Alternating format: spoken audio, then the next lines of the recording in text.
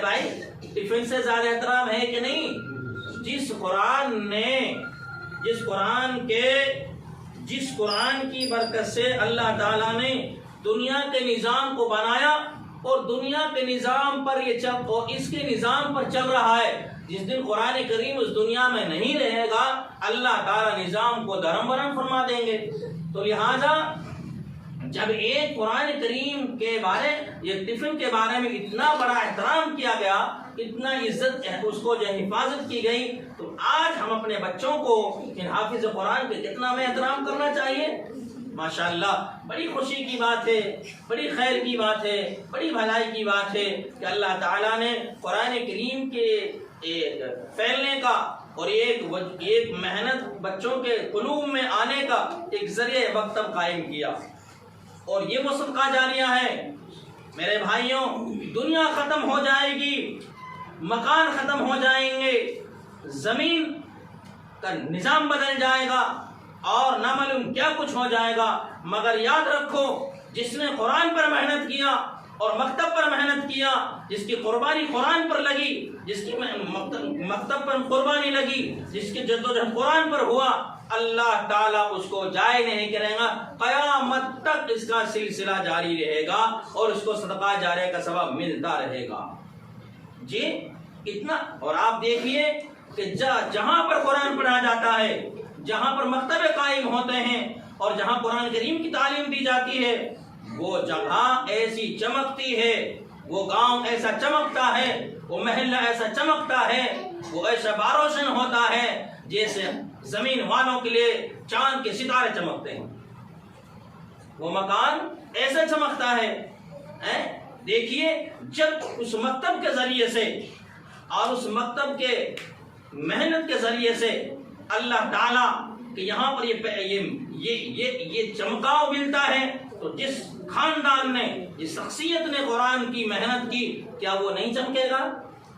جی ماشاءاللہ یہ بڑی خوشی کی بات ہے. یہ مکتب کو مکتب نہیں کہا جائے بلکہ قرآن کریم کے پھیلنے کے ذریعے ہیں, قرآن کریم کی تعلیم کے ذریعے ہیں اور بچوں کی تربیت کے ذریعے ہیں. میرے بھائیوں یہی وہ گلشن ہے جس گلشن کو آباد کیا جائے گا تمہاری نسلیں آباد ہوں گی. یہی وہ گلشن ہے, تم ان گلشنوں کو آباد کرو گے تمہاری نسلیں آباد ہوں گی, تمہارا ضمیر آباد ہوگا.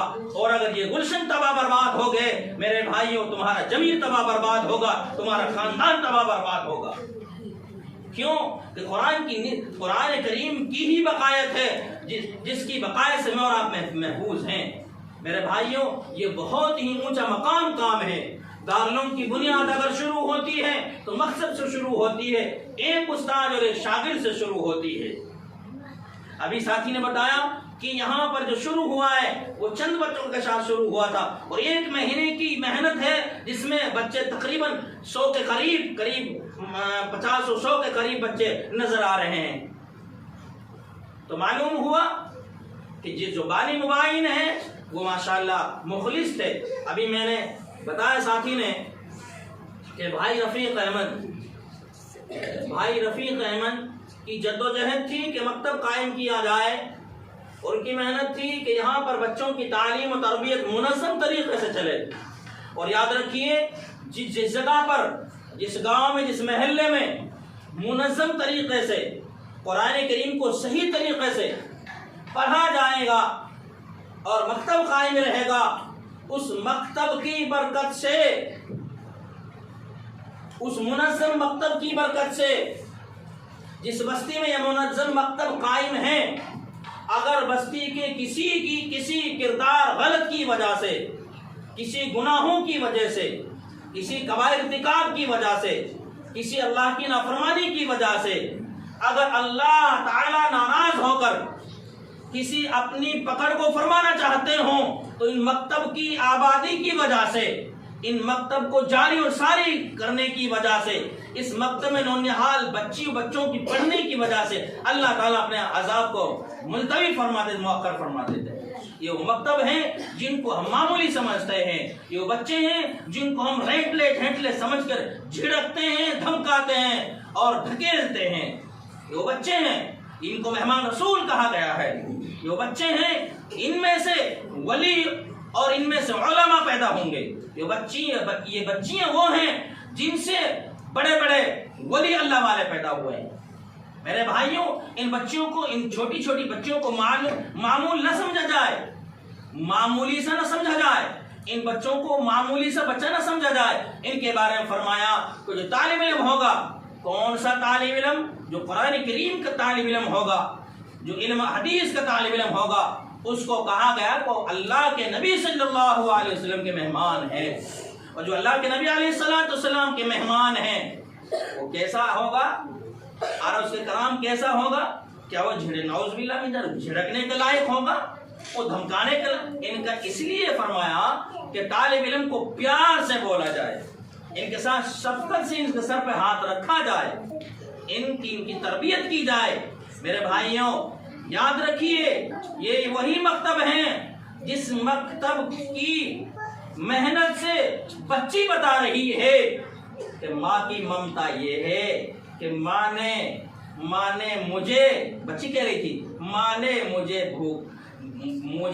بھوکا نہ رکھا، ماں نے مجھے سوکھے میں سلایا، ماں نے مجھے پیار سے اپنے سینے میں چمٹایا. بچی کہہ رہی تھی ماں نے مجھے محبت سے میری آنکھوں سے دیکھا، مجھے پیار سے میرا بوسہ لیا. بچی کہہ رہی ہے. ارے کون بتا رہا ہے؟ یہ مکتب کی بچی بتا رہی ہے، جس کو معلوم ہے تیرے نبی صلی اللہ علیہ وسلم فرمایا کہ ماں باپ کا اتنا بڑا درجہ ہے، ماں باپ کی اتنا بڑا مقام ہے. اگر تیرا ماں باپ راضی ہیں تو تیرا خدا بھی راضی ہے، اور اگر تیرا ماں باپ تجھ سے ناراض ہے تو تیرا خدا بھی ناراض ہے. اور جب تیرا خدا ناراض ہوگا، تیری پوچھنے والا، تیری آنکھوں کا آنسو کوئی نہیں ہے، تیری کامیابی کا راستہ بتانے والا کوئی نہیں ہے، تیری بربادی ہے. میرے بھائیوں یہ بچے ہیں. آیا یہ وہ مکتب ہیں؟ ایک صاحب کا واقعہ لکھا ہوا ہے، اس کی زندگی عیاشی میں نامعلوم کس طرح سے گزری. بہرحال جب مرنے لگا اور اس کے بیوی کے پیٹ میں حمل تھا، جب مرنے لگا یہ وصیت کر کے مرا کہ جب میں مر جاؤں اور میری بچی پیدا ہو جائے اور یہ مکتب کے قابل ہو جائے، قرآن کریم کے پڑھنے کے لائق ہو جائے، اس میری معصوم بچی کو کسی مولوی کے، کسی حافظ جی کے، کسی امام کے حوالے کر دینا اور اس کو مکتب بھیجتی رہنا، تاکہ میں نے اپنی زندگی کو تباہی میں گزارا، نافرمانی خدا کی نافرمانی میں گزارا، مگر میں کہہ دوں گا رب کریم کے سامنے کہ میرے پاس تو کوئی چیز نہیں تھی، ایک بچہ میں اس کو ایک اندر چھوڑ کے آیا تھا، اللہ کرے تکمیل تک پہنچ جائے اور میرے لیے ذریعہ مغفرت بن جائے. میری ایک گزارش اپنی بیوی سے کہتا ہوں آدمی کہ میری گزارش ہے، جب میرا بچہ بچی ہو یا بچہ ہو، جب یہ پڑھنے کے قابل ہو جائے اس کو مکتب کے حوالے کر دینا، مول صاحب کے حوالے کر دینا.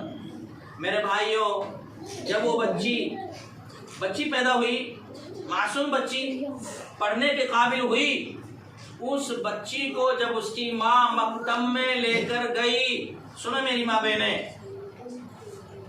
جب وہ عورت اپنی بچی کو مکتب میں لے کر گئی، جیسے ہی استاد محترم نے اس بچی کو بسم اللہ الرحمن الرحیم پڑھایا، کیا پڑھایا؟ بسم اللہ الرحمن الرحیم پڑھایا. کیا بات ہے، اللہ تعالی کو یہ بات برداشت نہیں ہوئی کہ اس نافرمان خدا کی بیٹی میری شان میں کہتی ہے کہ میں شروع کرتی ہوں اللہ کے نام سے جو بڑی مہربان نہایت رحم کرنے والی ذات ہے.